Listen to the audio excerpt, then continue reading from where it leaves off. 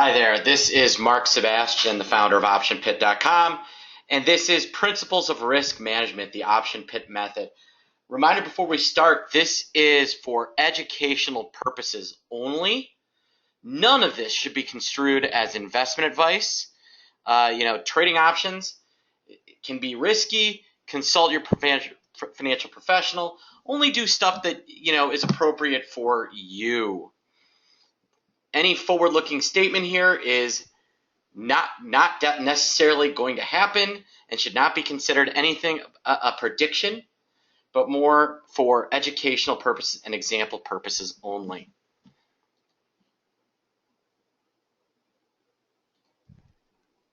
So today we're going to talk about what is risk management. We're going to talk about money management, talk about a trading plan, position management, looking for conditions, and some strategy examples.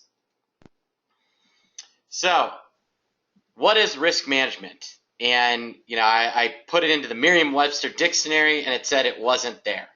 All right. And risk management can be all sorts of things. And it can mean all sorts of levels to different people.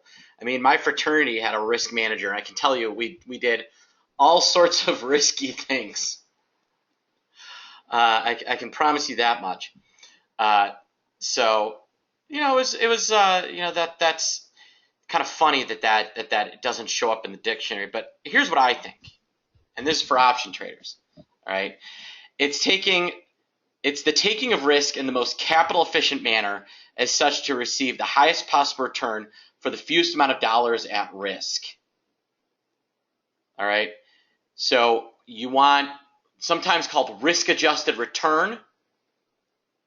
That is another way of thinking about it, but it is you're harvesting the most capital while risking the least amount of dollars. Right? Great. Well, how do you do it? And the key is trade structure, risk management, efficient use of capital, and really understanding what you're doing. All right, and that's where this starts. All right, my wife's first cousin, and probably a few people here fly. Anybody here an airline pilot or have flown? Anybody here a pilot?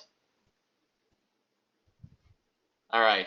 Now, before you get behind the plane and start flying, what do you have to do? What do they have you do? How much classroom work is there before you even see a plane? Drink a lot. Years of chat. There's years. So tons of classroom work before they ever get behind a plane. And then after the classroom work, tons of simulator work. All right. Then, tons of ground school, tons of pre-flight plane, all sorts of things. And why? Why is that? Well, the idea is that the pilot knows the plane that he or she is flying so well that they're prepared for what can happen when they actually fly, when they get behind a plane.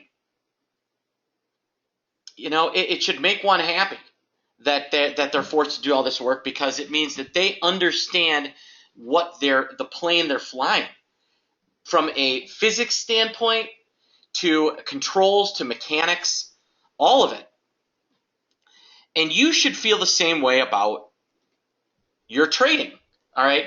When I became a market maker, I had a year of, on top of graduating from college, I then had a year of training, 13 months to be exact, of training before they let me go on a badge. And even that, I had somebody looking over my shoulder all the time. I was a quote-unquote a co-pilot. So where to start? Well, understand, here's kind of the order of things, okay? Understanding the instrument is the basis of risk management. So how is an option different from equity? All right, that's simple. All right, how is one position different from another? And then here's the key. Learn the workings of the instrument intuitively. Intuitively. So that means someone can tell you what they have on, and you can picture it in your head, and you can kind of get a quick understanding of exactly what they have on. So similar to most pilots, good pilots, if their instruments broke, can keep the plane afloat. Okay? They know what to do. As long as the plane still works. All right? And that is how you should be able to understand options. You should understand what you're trading without having to look, without needing to be shown.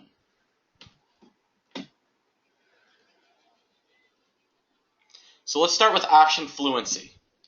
All right, so the first key is, do you understand the basics? Quote, expiry, synthetics. Great. All right.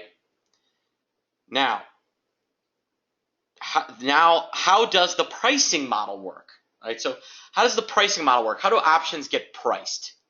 All right, now you're at a point where if you want to do some covered calls, we can talk about it. All right, now you want to get fancy, you want to start doing put spreads and credit spreads. All right, now we're into that area. All right, how do the Greeks function as an output of the pricing model? All right, so how do the Greeks, which are our risk management tools that we use here, how do they work? All right, and then what are the non-modeled risks of options? All right, people love looking at probability calculators, not understanding those probability calculators are based off of the current volatility, the current pricing. And the one thing we know is that when an underlying goes beyond a 2 standard deviation move, which we'll talk about, it's more likely to go 4 or 5 standard deviations than just 3. So there are some assumptions of how options are modeled that are just wrong. And if one doesn't understand that, one's going to have problems. So what do you need to know? All right, charts are nice, and risk graphs. I know a lot of people that love looking at risk graphs. And as long as they've got their risk graph, they're going to feel safe. All right, but they're built on, all those risk graphs are built on models. All right, you ever heard the term garbage in, garbage out? Well, if you've got bad volatilities on your model, you've got garbage. So if one doesn't understand how the model works, one can't accurately manage risk. So if you don't understand what's going into your chart that you are using to model and what can make it change, you've got problems. So it's annoying to learn this stuff, but save the shortcuts for later. Long term, it will actually shorten the amount of time it takes you to make money. I get a lot of people that come to these webinars go, how's this going to make me money tomorrow? That's like walking into a flight school and saying, how is this going to help me fly a plane tomorrow? It's like the shortcut takers are the people that don't make money. All right, if you spend the extra 2 months really learning how the pricing model and how options work, it will dramatically decrease the amount of time it takes you to figure out how to make money trading. All right? So understanding the cause of risk is the key to managing risk. So if you understand what makes risk happen and what makes risk move, now you're ready to manage risk. So, this is one I want to show. This is a S&P 500 butterfly I was playing around with. And what I want you to look at is that, there's an orange line in there, and that's kind of the as I executed the trade, that's what the modeling looked like. And then the forward P&L is what the profit and loss is going to look like, as time passes.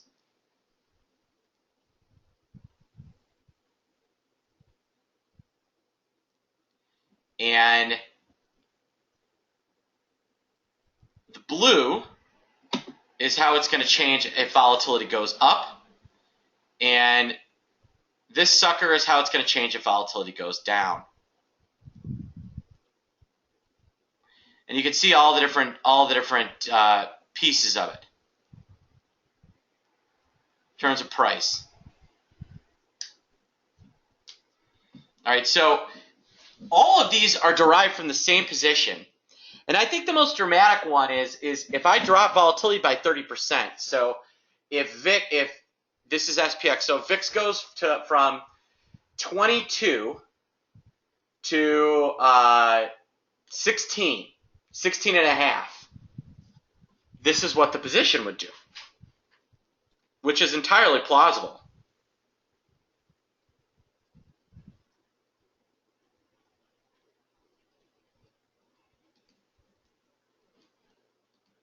All right. Okay, here we go. I want to point out one thing here. So, this is with volatility in 6 points. The VIX in 6 points. And here's kind of what it looks like today. All right, now, the real key is that it can move the other way too. Like, it can move this way much lower. All right, so if you're not aware of how your position might change as conditions change, you've got a problem. And actually, that's one of the biggest things I see people get thrown for a loop on. Most brokerage platforms run a dynamic volatility, so the trader doesn't have any control over it.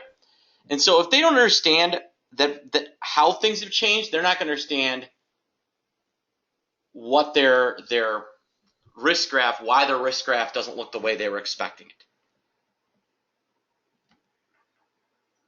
All right, so now understand the contract you are trading. What are the dollars? What is the multiplier? What does it expire into? When does it expire? One would think it was simple. It might not be. All right, think about, VIX expires on Wednesdays. SPX expires in the morning. SPY expires at night. SPX expires into cash. VIX expires into cash. SPY into stock. There's all sorts of funky things with contracts. Make sure you understand what you're trading.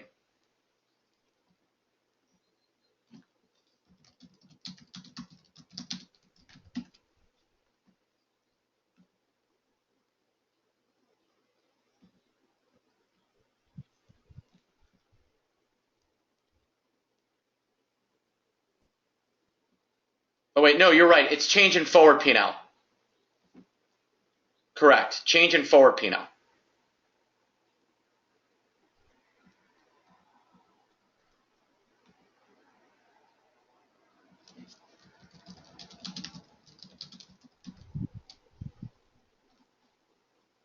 Apologize for that.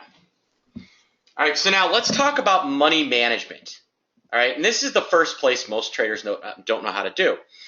It's not that hard to show someone how to do a put spread or how to do a butterfly. It's very difficult to tell them how to put together a portfolio. And so I'm actually going to walk you through how we help our guys build one.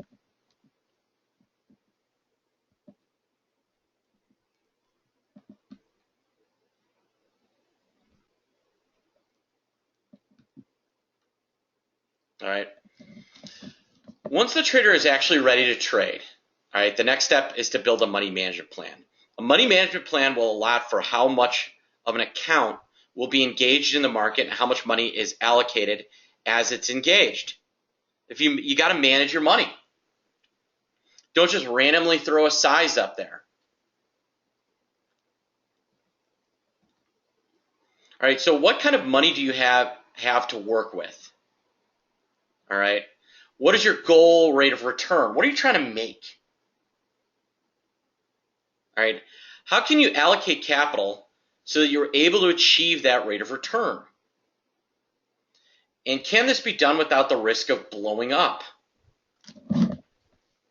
I can tell you how many umpteen people gave away their last two plus years of trading in the crash that we had in late August. You guys have talked to other traders, I'm sure know that there are people that thought they were super smart, and then it turned out that they weren't. All right, now, here's the question. Is the plan efficient? Is the plan efficient? What that means is just because you made money doesn't mean it was the right trade. All right, is that using your capital in the best way? And then does the plan scale? These are all the punch list questions that you need to be asking yourself. All right, so now let's talk about these. Capital. Different accounts warrant different approaches to trading. Do not treat any capital lightly. All capital is part of building success and wealth. There is no such thing as throwaway capital, and treat every dollar as if it matters. All right, you'd be shocked how people tell me, oh, it's just $6,000 bucks, blah blah blah, I got an account, and yet these are the same people that will haggle with the car dealership over $100. I mean, it's incredible.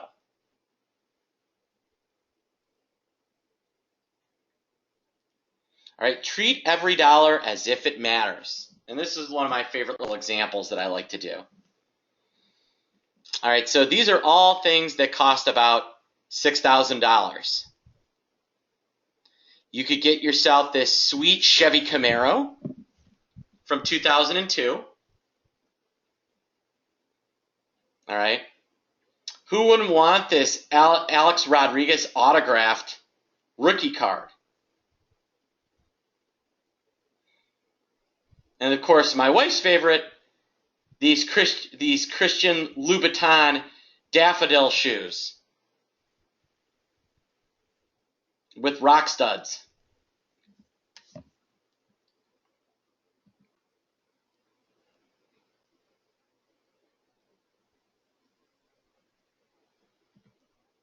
All right. So that is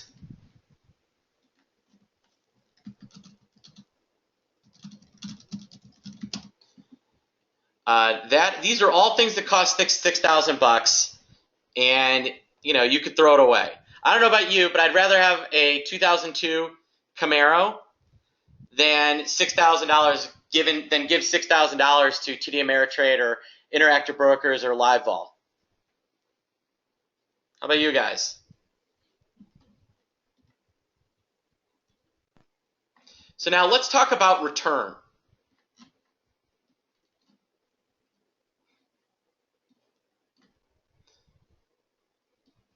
All right. Can I repeat what I said about brokers? Oh, all I said was I'd rather have a car than give money to the brokerage firms. So be aware of what a realistic monthly return is. All right. I had some lady telling me, oh, I can make 10% a night. Yeah, she's trading, $500, and leaves out the fact that every 10 days she's going to lose all $500 or something like that. So is 5% a realistic rate of return? Compounded, it equates to about 80% a year. Most market makers are most professional market makers that are just trading their own account are trying to make about 80 to 100% a year. All right. Now, what about 2%? All right, that equates to about 26% annualized, compounded. I think that's much more realistic. All right, but remember, you're not trading your whole account.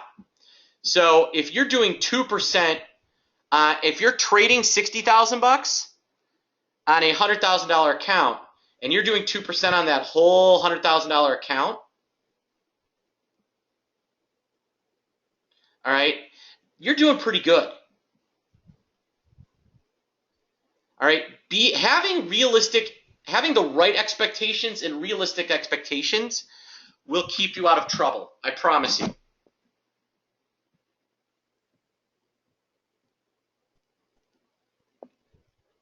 All right.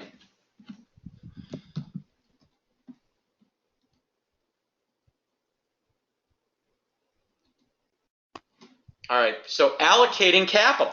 All right, how much of an account should stay in cash? All right, what is the target return on traded capital to achieve the trader's goal rate of return on his overall capital?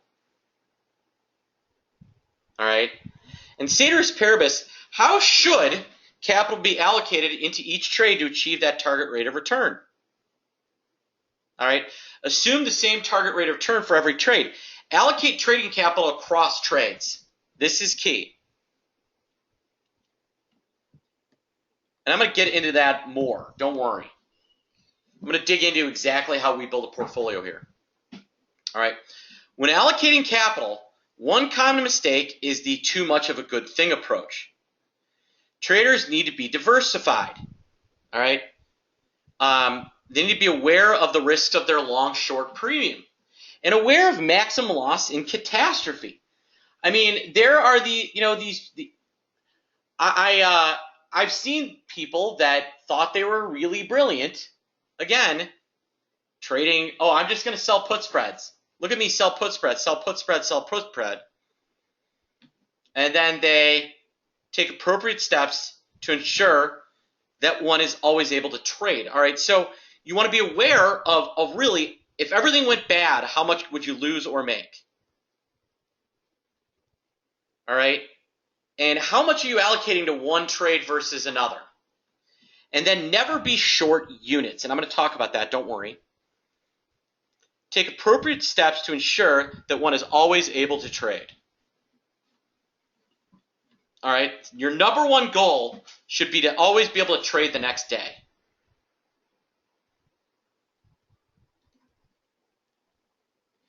All right, so now what is a unit?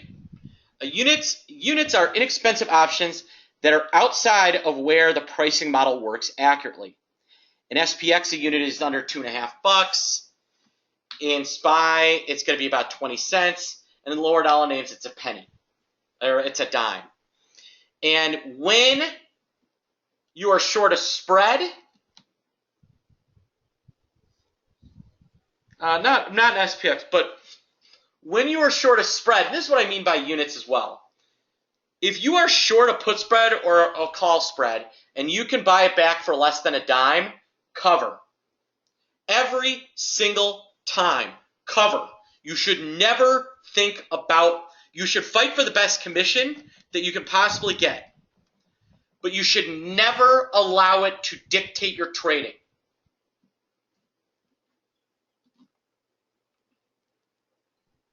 All right, so never do a trade because you don't want, or don't do a trade because you don't want to pay commission.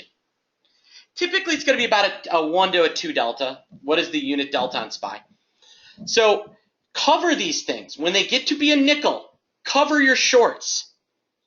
You're tying up a lot of capital because you don't want to pay commission.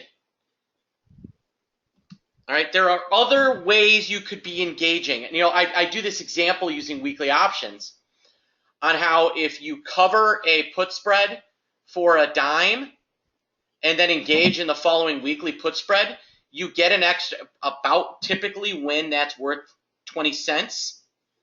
So if I cover a put spread, if I'm doing a series of weekly put spreads and I cover my front series for a dime and roll back and do a new put spread, I end up actually collecting more dollars. You typically get an extra 25 to 50 cents out of it.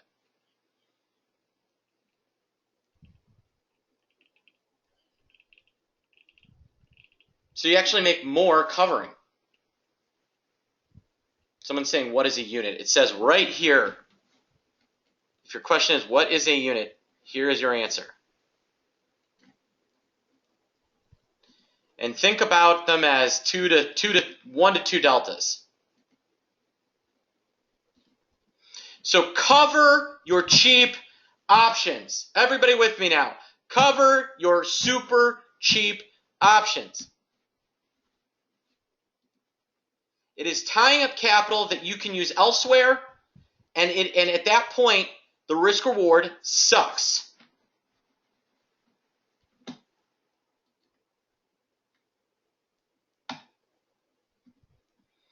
All right, now once the money management in place, make sure to evaluate the plan after its completion. All right.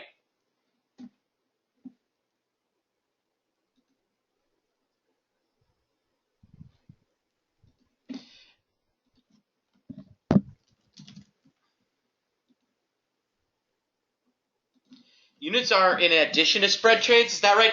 You know what? I've stopped. Explain that cover mean buyback. Cover means buyback. When I say cover, that means buyback. And you know what? I've stopped buying back. I've stopped buying extra options. I think there are better ways to do that now, especially with VIX futures. I've stopped buying black swan options because I'll use the VIX futures as kind of an indicator on when to have extra volatility.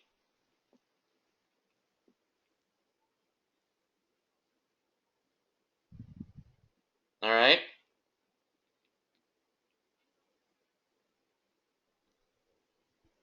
That's what I. How much portfolio do you allocate to unit percentage of bankroll? I don't allocate anything to units now. I do not buy extra units. I cover my shorts. I cover my shorts. And I'm going to show you how we build a portfolio now where I don't need to buy units.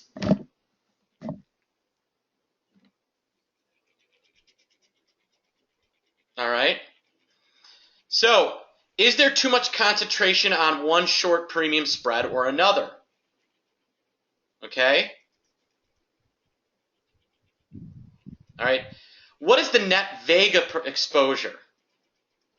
What is the net Vega exposure? All right.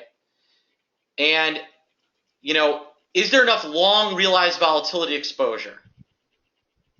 All right. Do you have enough cash? Do you have enough insurance? All right. And the 1% theta rule is just, you know, is relative to risk, are you not collecting enough theta?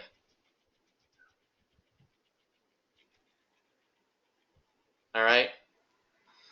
And so the key is there enough cash? Do you have something where you're not going to blow out? All right. And by that I mean, are you covering? And I'm going to show you kind of my plan on how we build stuff. You know, if you're a premium seller, you should be able to smartly build a portfolio that does not lose money at the end of August. Maybe it doesn't make a lot of money. Yes. I will put out. I'll give everybody the copy of these slides. So you should be able to build a portfolio that maybe doesn't make money in the crash, but doesn't lose money.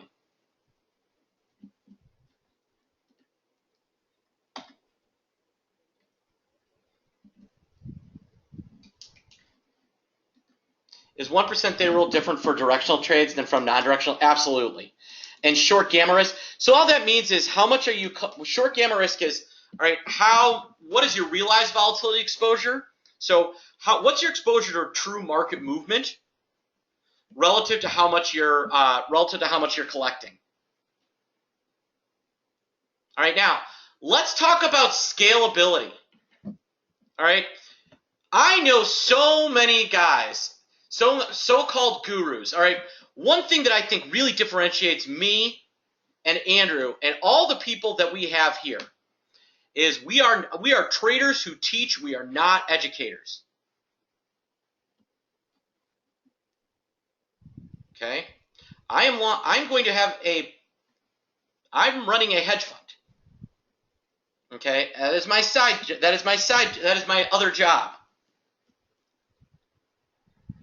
So the thing that professionals think about is scalability.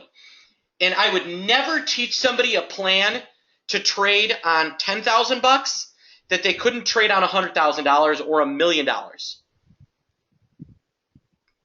This is where the realistic approach comes into play. All right. So the key question is is it scalable? Many retail traders on their small accounts take way bigger risk than I ever would. Huge risk. You know, the kind of risk that would get me pulled off a trading floor and fired. All right, if it doesn't scale, it doesn't work.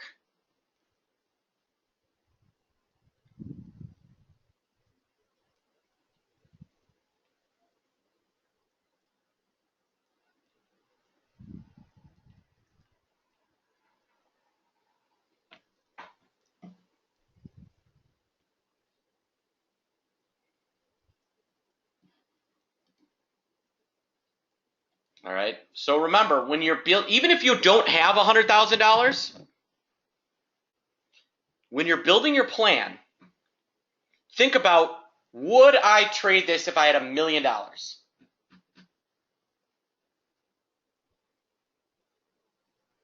if the answer is no, then don't do it.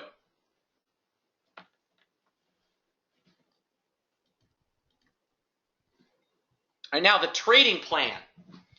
This is the nitty-gritty of our capital allocations. All right, it assumes all trades are in tradable but not spectacular conditions, allocates trading capital to each trade in the plan. It adjusts sizes of trades according to conditions in the market. All right, puts into places restrictions on losses and target gains, covers adjustment and strategies and any type of insurance that maybe somebody wants to do. Just because I'm not doing insurance doesn't mean that you can't.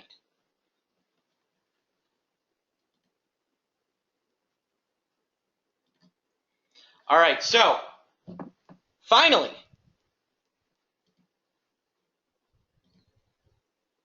is there a minimum size account that allows enough diversification?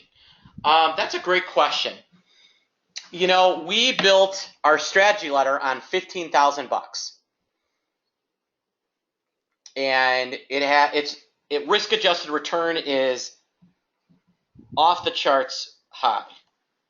I don't know what it's actually got in. Give me 1 second. I'll show you.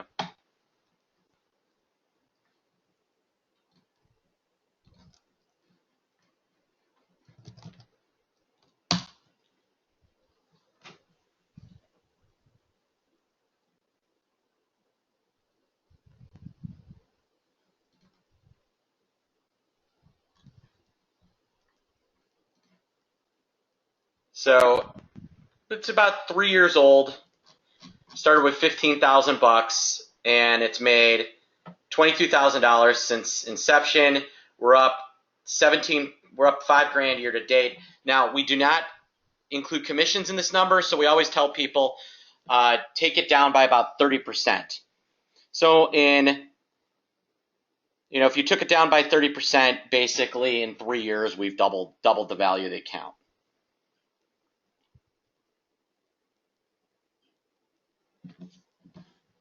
So, especially if you're younger, $15,000 is plenty.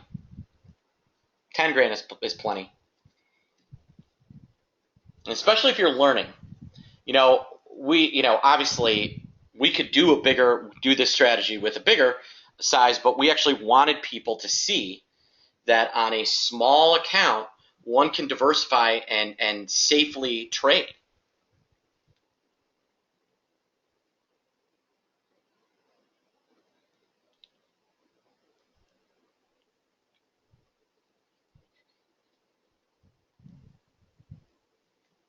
All right, finally, adjust allocation according to where there is less and more favorable. All right, so if butterflies are more favorable than time spreads, do more flies. If condors don't look good, don't trade them. Cash is okay. All right, so now we're thinking about sizing and understanding where the edge is. And this is one of the pieces of risk management. When recognizing a good trade is the #1 way to manage risk. If you can get good enough to recognize a great trade, you'll be in good shape. So now the trade plan. What is the most important part of managing the risk of a trade? Picking good ones. Good trade make risk management easy. All right. How does one enter good trades? All right. Take the time to understand what are the best conditions for each trade. Andrew, I forgot that. And then build an adjustment and closing plan. So the way we look at it, we evaluate, okay, what is going to give us the best odds of working right now? We are anything but mechanical. I mean, we're mechanical in that we understand if we see X, Y, and Z, we want to do this trade. If we see X, Y, Z, X, Y, A, B, C, we want to do this trade. But we do not mechanically do a calendar every month or a condor every month or whatever, because guess what? Most of the time,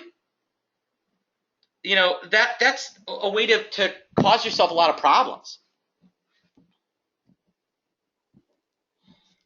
All right, if you can remove losers, you'll make a lot more money.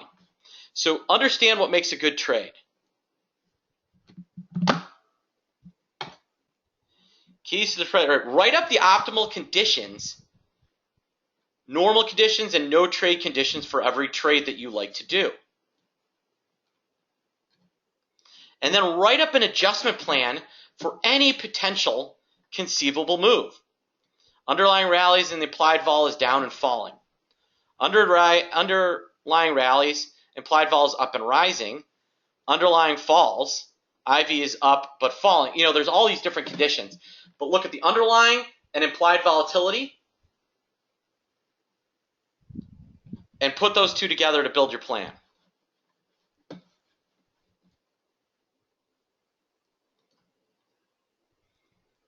All right, so what is a good condition? All right, so when, so let's look at what's going on here. All right.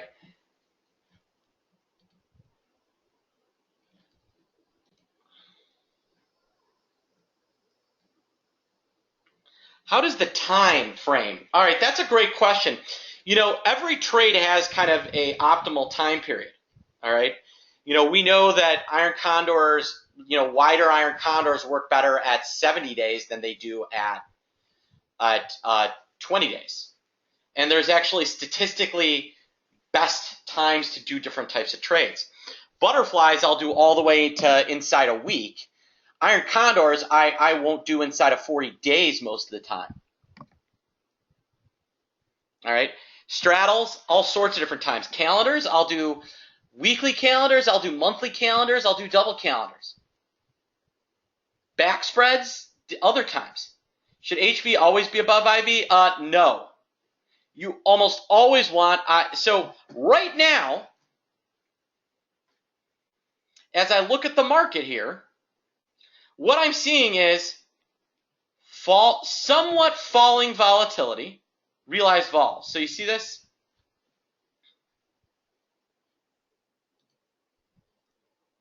Let me erase some things here.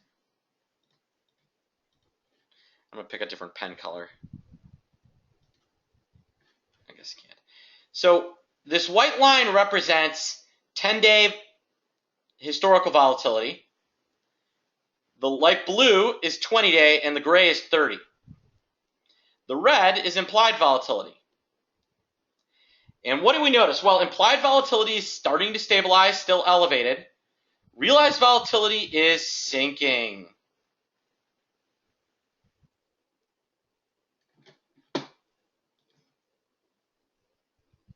What is a back spread? I'll show you at the end. Let me save that one. All right, then I'm looking at the stock, and stock certainly choppy.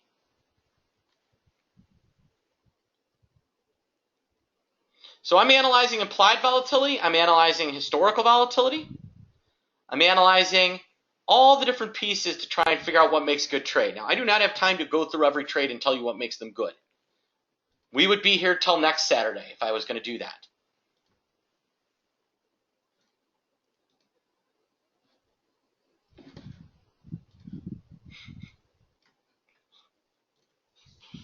All right. But I'm showing you what I look at and what I pay attention to, though. And then finally, skew curvature. All right. How are puts trading relative to calls?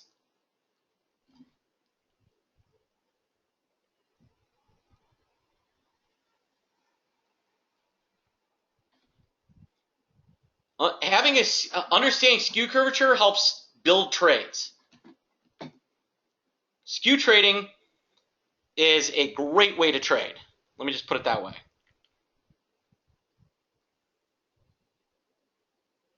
The problem with skew index is it's not updated dynamically. And so I kind of look at my own skew analysis.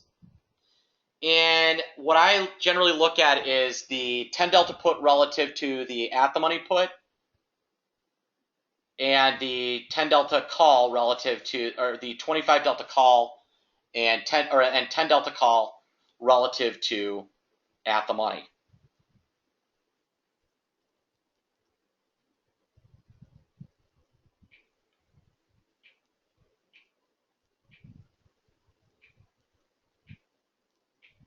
This is a good question. All right, do you look at risk-reward ratio before entering a trade, e.g. credit spread max reward, 10 max loss of 100? If I make the max profit in 9 of these trades, but I lose in 1, would I end up losing even though I was successful? Yes, that is, one of the keys is understanding that your trade has what's called a positive expectancy. And if you're doing a trade that has a negative expectancy, you are doing it wrong.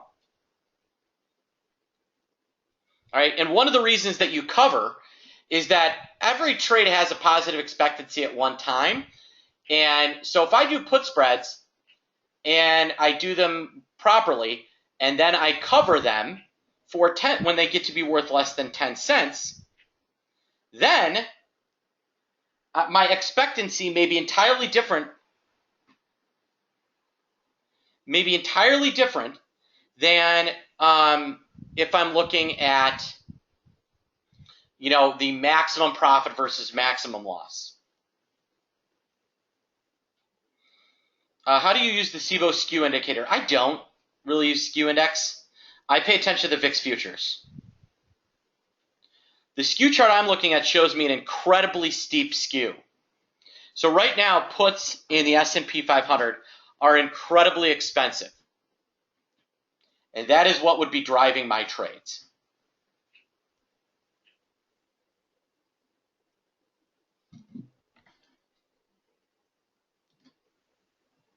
All right, so the trade plan. Set a maximum loss for each trade. This is the level that the trade is pulled. All right, set an absolute max loss for each trade. This is a level that a trade would never be allowed to fall under any reasonable scenario. Now, that means reasonable. So if something ridiculously crazy happens, like I don't want you to set up your the absolute max loss if we have a nuclear bomb go off. But if the underlying makes a 2 standard deviation move, this is a level that you don't allow your dollars to get to. So imagine I do an iron condor and I collect $2,000. Well, my max loss might be $1,000. My absolute max loss might be $2,000.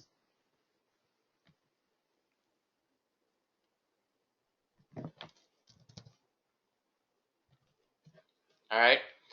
For a condor, again, maximum loss might be the same as target.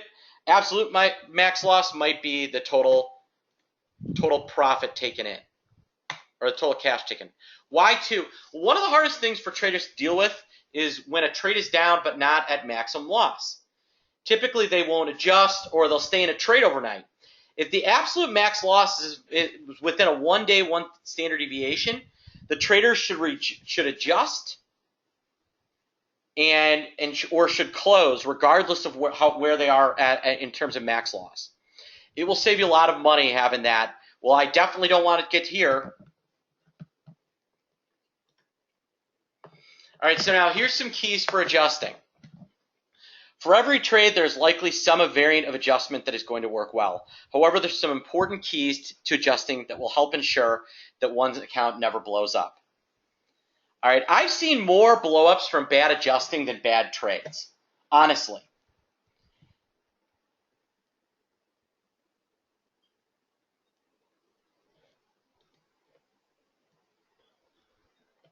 All right. All right, close cheap shorts always, obviously. But let me kind of just tell you, all right, so I'll set like the third rule. So I set a max loss, and when I'm at a third of my max loss, I'll make 1 adjustment to reduce risk. And when I'm at 2/3, I'll make a second adjustment. And when I'm at 3/3, I killed the trade. You can do it as a half rule. This is just one way I look at things.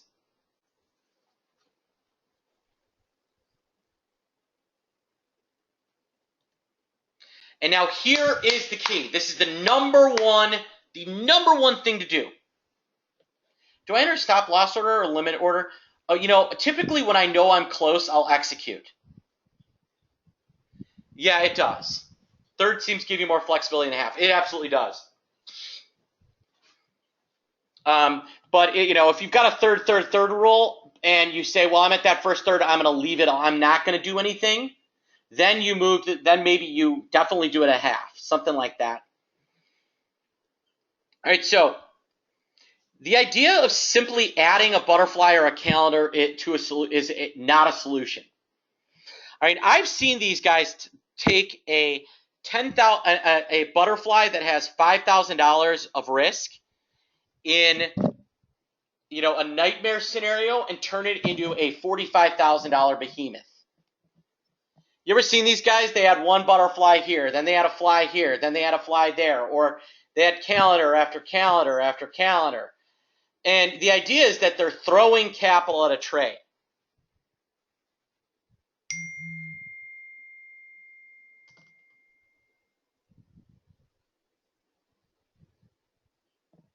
All right. Yeah, I mean, it's amazing to see people do that. And people do it all the time. I mean, heck, there are some of my competitors out there teaching adding butterflies and adding more credit spreads, rolling. Take the loss. Take the loss and move on. Absolutely. And so the types of adjustments that I do reduce the risk. They don't add to it. Most of my adjusting is in single options. Seriously. All right. And so I try to add as little capital as possible. And I typically will just do it with single options to reduce my delta. I'll just manage the delta with single options. Keep return targets and max losses off of original trade. Do not add. That was the other hilarious thing. Well, you've added another $5,000 of capital, so your max loss should go up. Are you kidding me? All right, never open up a short, cheap option. Never, ever sell an option that is worth less than 25 cents. Unless you're doing it as part, you can do it as part of a directional little weekly play. Things like that. But if you're adjusting and you're about to sell a 25-cent option, you're doing it wrong. Stay contract neutral or get yourself contract long. To reduce delta, what do? I usually will buy options.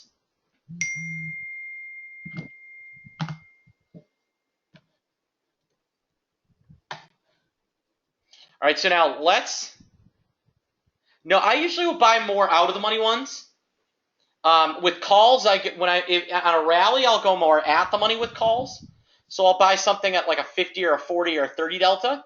And with puts, if I'm getting beat on something that's moving lower, I'll typically move further out of the money, or I'll use like put spreads. All right, now here is the key. Here's how we build our portfolio.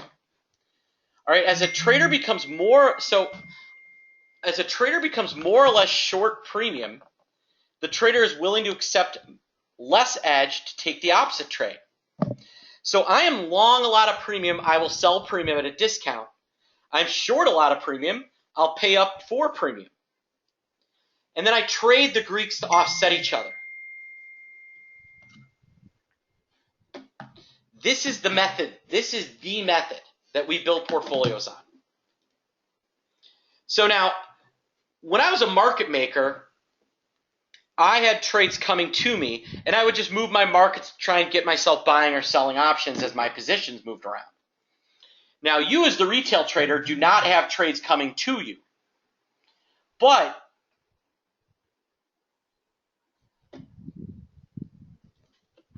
But you have the most powerful weapon that anybody has. You can initiate. Nobody can force you to push the sell or buy button. So now when you start, every trade should have a perceived edge. That means you are going to do a trade because you think it's a moneymaker. You're saying these options are too cheap, I'm buying them. These options are too expensive, I'm selling them. And at a given time, there are options that are too cheap and there are options that are too expensive. So with each successive trade should be better than the last. So think about this. I've just done a small butterfly. If I want to do another butterfly, it needs to be better than the one I just did. And then I'm laddering my positions higher.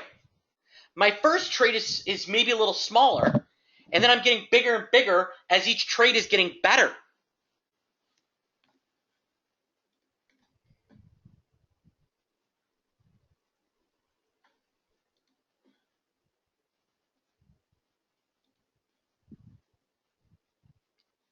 All right. So within this portfolio, so I'm offsetting positions, and then I'm managing each position as its own position. So I don't look at my portfolio and go, okay, I'm just going to manage the delta of the portfolio. So I manage the delta of each trade inside the portfolio, but then I manage kind of the entirety of my portfolio delta as I'm adding and subtracting trades. And the idea is that most of the time the market isn't moving around that much. And if you're good, and so if you manage each trade separately,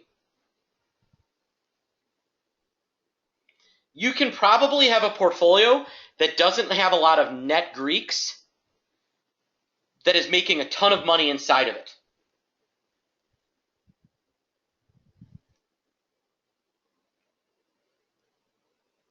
Okay, so that's the key. Is I'm not, I'm not like overly concerned with what is the entirety of my portfolio delta.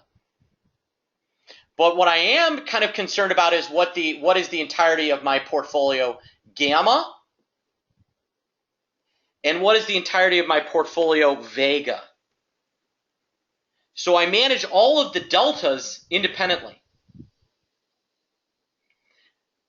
But if I manage my gamma and I manage my vega, right, then I won't get in too much trouble. So the trader has perceived edge in everyone. He's laddering his trades higher.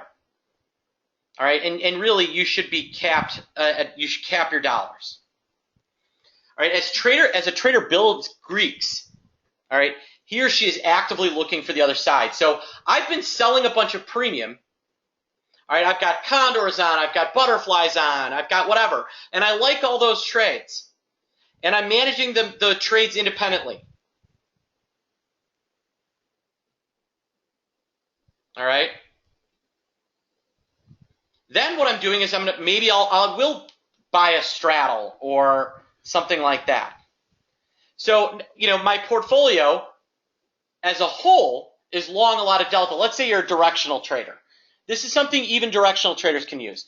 If you look at all your directional trades and you're long a lot, so I'm long calls in GE, in Apple, in Netflix. Well, guess what? You should spend some time to find a stock that you hate, and you should find a way to get short it.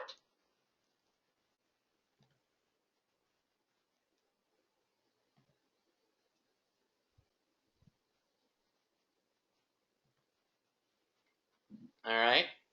Does a gambling percentage of bankroll ever enter structures, so never risking more than, say, 10% of total bankroll, for example? That's great. Yes. All right. If I'm short a lot of Vega, I'm going to look for something that'll get me long. All right. So the method. All right. If executed properly, the trader should be able to carry a portfolio that net does not have systemic risks, right? So if I've got a couple of butterflies, and so think about this, guys. So butterflies, they're contract neutral but collecting premium, correct?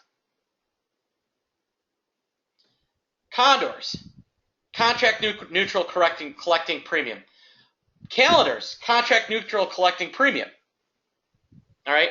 So then if I buy one or two straddles, think about this. If I see that I think Apple premium is too cheap, and so I've got all these theta collecting positions, and then I say, boy, Apple premium's too cheap, and I buy a few straddles. Well, now what's happened? My portfolio is now net long contracts, right? So in the flash crash, I'm actually net long puts as we're dropping.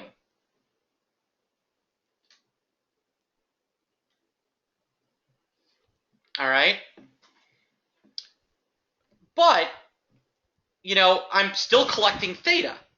And so now the question is, will it not negate and bring down the gross profitability? No, because I'm buying that Apple straddle because I think Apple's too cheap, that the premium's too cheap. So if I've got these trades on that are collecting premium that I think are too expensive, I make money there. But if I buy a straddle because I think Apple premium's too cheap, you think I'm buying that because I'm not going to make money in it?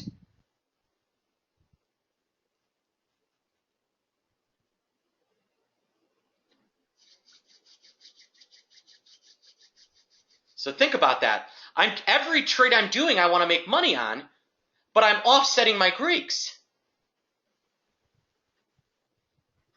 All right, if we can limit risk to company risk and away from systemic risk, trading for edge will be profitable, assuming you know how to find an edge. So things to remember: you need to capture edge. You need to learn to weight the Greeks and capital weight. So don't just beta weight, capital weight your Greeks. All right, so how much dollars is behind everything?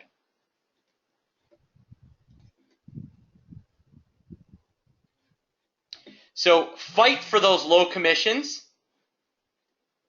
and you can get them there, especially if you're going to be a little more active. Fight for those low commissions, and I'll fight for you if you're one of my students. This is it's a little more actively managed, but it's still part-time. And my guys, I have a lot of guys that trade professionally, and this is how they approach things, and this is their full-time job. But you do need to understand the fundamentals, which is why I start with understand the fundamentals. So the most important thing, gamma and vega are the most important Greeks to monitor in any approach. Theta and delta will handle themselves. Be aware of how the Greeks change with underlying prices. A balanced portfolio can change on you.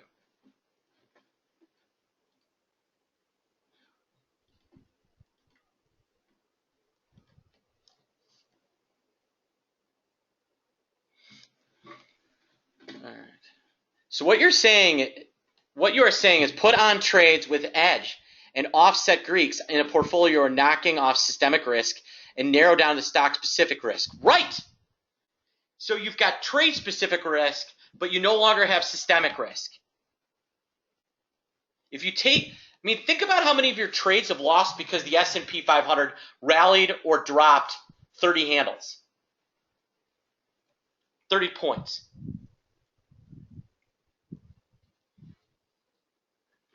I've got a good deal with LiveLX. So if we can remove that, we can make money.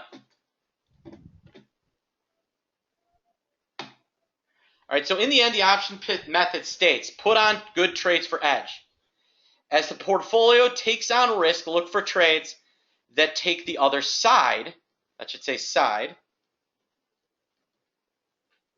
Manage each trade on its own and practice tight risk control. Manage the portfolio Greeks and A, B, C. Always be closing. All right. So you'll sleep at night, risk will be lower, trade duration will be shorter, you'll likely be profitable, and you could be wrong a lot. So here's like a little sample portfolio that I threw together. that kind of works. And you can throw and this is how simple it is. And this is how I would do things. So you might have a $40,000 account. You might put $20,000 in short premium trades in margin risk. So butterflies, condors, calendar spreads. And then against that, you might have $5,000 in long premium trades. And that's straddles and back spreads. You might have a few thousand in vol plays like VIX, VXX, and UVXY. And you might have a little bit in pure directional plays because they're fun. And then you have cash.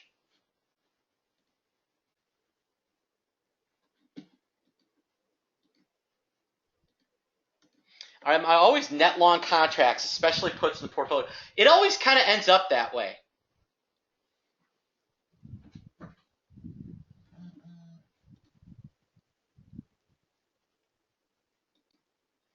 All right, so now just last piece on allocation. Trades should generally be about all the same.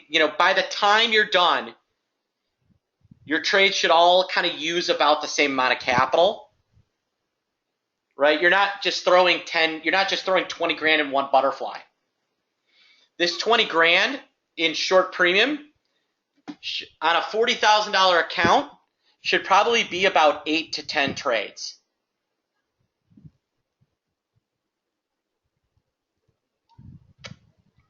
All right, at a minimum 5. All right, no trade should ever have more than 10% of your portfolio in it, ever. Isn't 40K 40 million? Fair enough. Touche, George. Touche. But yeah, I meant 40,000. So thus in a 40K portfolio, trades should tie up about a couple of grand in margin.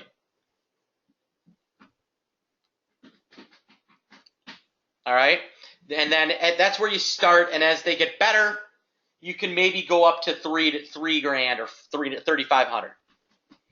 But don't tie up more than that $20,000. And your first trade, as your portfolio, should be small, not big. And remember, the next butterfly should always be better. Just some reminders.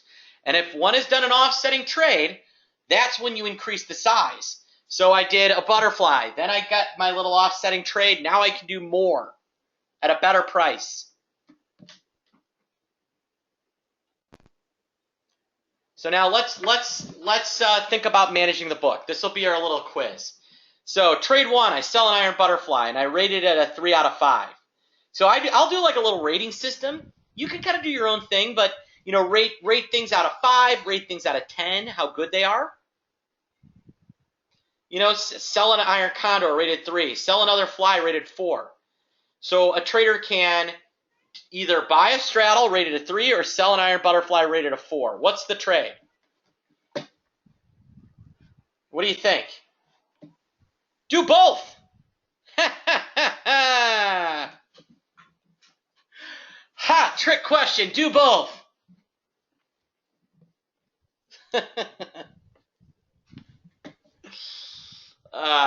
Trade 4 and 5.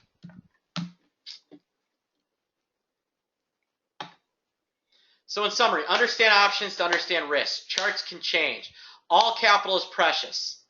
Learn to have money trading. All right. Learn to have a money trading and trade plan. Understand how offsetting positions work and allocate efficiently. So we're doing our boot camp. You're saying, Mark, I now understand what I need to do. I don't know how to do it. I gotcha. All right.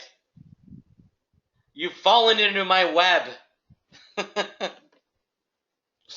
So we're going to do this special boot camp. All right. It is going to be 4 classes. It's going to be over 8 hours of training. It's going to be September 30th, October 1st, and then a block of education on October 3rd. We're going to give you Friday off. So Wednesday the 30th, Thursday the 1st, and then on October 3rd, we're gonna work Saturday morning. And we're going to teach you how to understand the Greeks. We're going to really learn you to efficiently trade directional opinions. And you're going to learn to trade and manage income spreads with weekly and monthly options and manage the risk like a professional. So this is where we're going to take you now know what you need to do. This is where we're going to dig into the how. The class will be recorded. You get to keep it. This class is recorded as well. We normally would charge $395. We're doing it for $247. Use coupon code 25_off. Off is case sensitive. So it's all capital OFF. And it'll take $25 off. Sign up by Wednesday. OptionPit.com/bootcamp. Can you give a quick volatility VX market analysis? I use the VX futures. My big thing is when they're backward, I'm insuring. And when they're in contango, I'm generally not actively insuring. Is the class on a Saturday? So the class is going to be Wednesday night, Thursday night, and Saturday. It's 8 hours long over 3 days. 8+ hours over 3 days.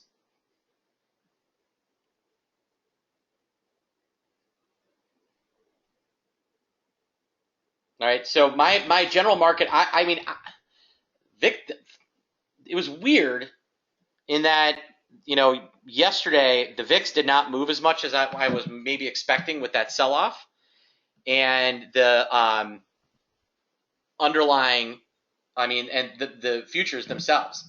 So it's going to start it's going to be Wednesday at 5. It's going to be a Wednesday at 6 Eastern time, Thursday at 6 Eastern time. And then it's going to be Saturday at 9:30 a.m. Eastern time till about 1:30, 2 o'clock Eastern. Will the class be recorded on DVD? It'll be recorded to a streaming video. Who's teaching it? Me and Andrew.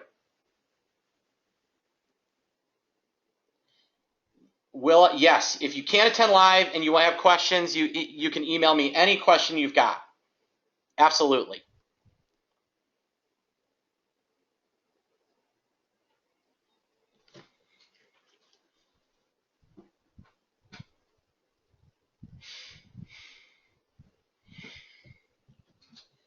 All right.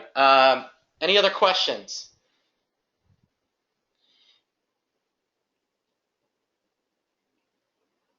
We're going to dig into that 1% rule during the boot camp for sure. But the real key is don't allow the theta, don't allow the gamma to completely overtake the theta. So if your underlying is going to move, if the underlying moves more than 1%, okay? So if the underlying moves 1% and your gamma causes you to lose more money than you make in your theta, you've got a problem. Does that make sense?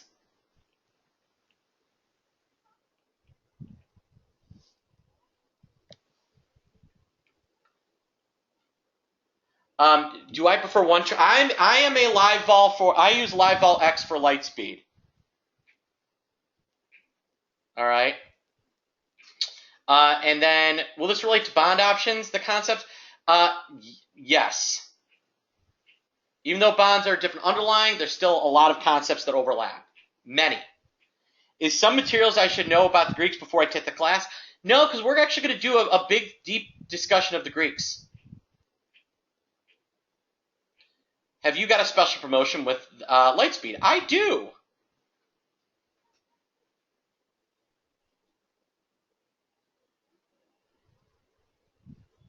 Thinkorswim is fine. I don't love it. Be a student of mine, and then I'll make the intro.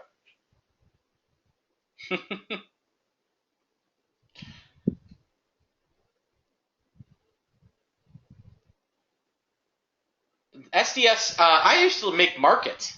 I'd love to have you. I used to make markets. VIX, I use a ton of VIX. SDS is just the double short S&P. So, that's just, I use a ton of VIX.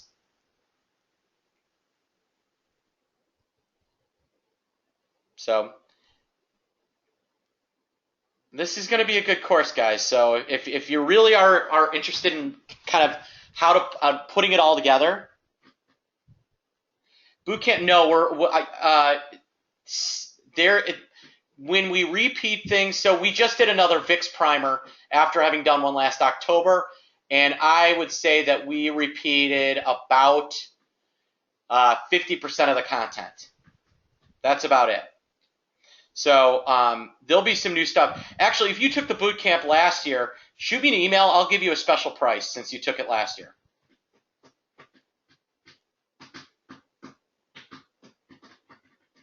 Mark, who does most of the market making these? Susquehanna, Citadel, Group 1, IMC, and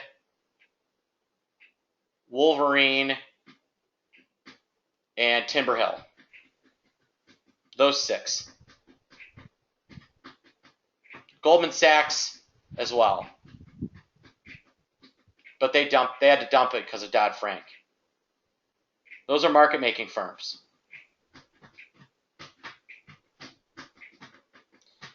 Do I know Dom at Group 1? Yes, extremely well. He used to sit next to me when I worked at Group 1. And Andrew taught Dom how to trade.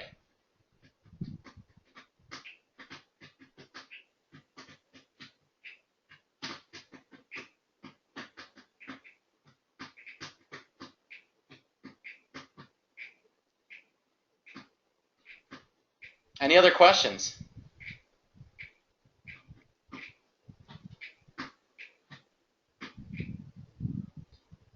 Who is the girl that sits in front of Dom? I don't know her.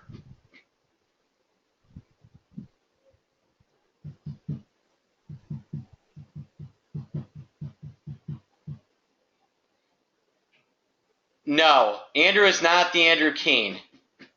That's Andrew Giovinazzi. What is your outlook for next week? Could be interesting. I think next week, I'm expecting volatility to come in a little bit. What kind of risk reward would you want to say for SPX for bear call spreads 5 strikes wide are you looking for?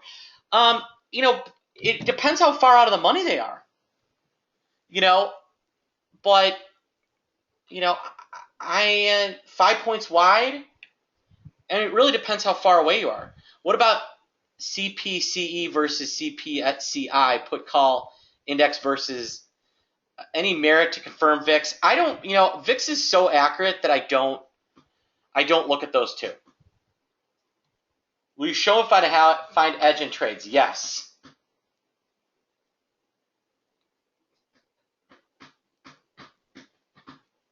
That's what we're about. That's all we do.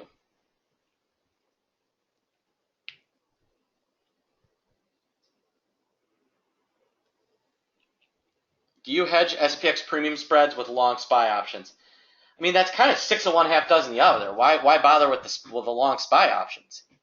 Buy some more SPX.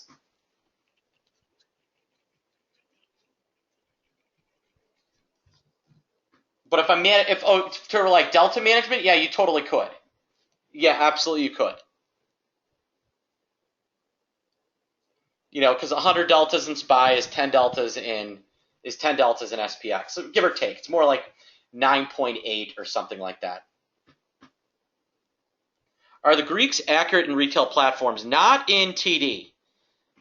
One of my problems with Thinkorswim.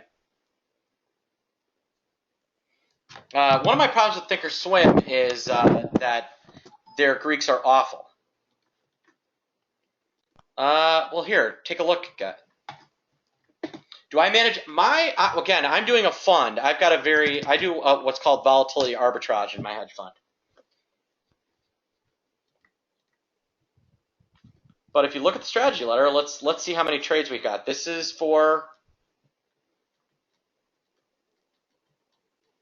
we're a little light right now. We've only got about 20 trades. We've only got about, we're a little undercapitalized right now because we've got a lot of cash. So again, we just had expiration on Friday. We're typically going to be light trades after expiration. But yeah, we'll typically be managing about 10 to 15 trades. What do I mean volatility arbitrage? Well, I find in extremely similar products, I find mispriced volatility and trade them off of each other.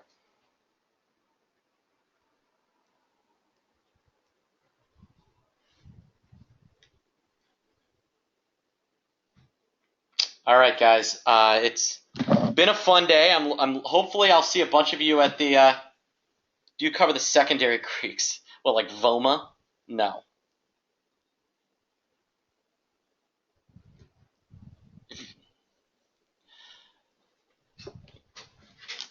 All right. If you have a strong understanding of the secondary Greeks, then you should be taking something else instead of the boot camp. All right, guys. I hope everybody has a. Do you need secondary Greeks? Well, gamma is a secondary Greek. You need that one. The other one's not as much. You can generally eyeball those ones. We will cover weighted Vega, but which I think weighted Vega and vol Vega, which is more important than secondary Greeks. All right, guys. Hope everybody has a great day.